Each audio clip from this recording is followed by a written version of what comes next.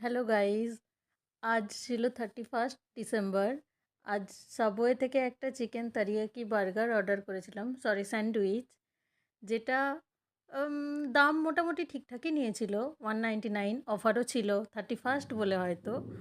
তো প্যাকেটটা খুললাম, কিন্তু যতটা এক্সপেক্টেড করছিলাম তার থেকে ভীষণই খারাপ এক্সপিরিয়েন্স।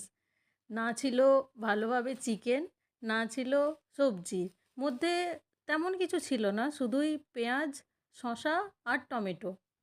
আর স্যান্ডউইচের সাথে অনেক সস অ্যাড করেছিলাম, যার মধ্যে থেকে শুধুই তো আমি একটারই স্বাদ পেলাম, আর কোনোটারই স্বাদ নেই।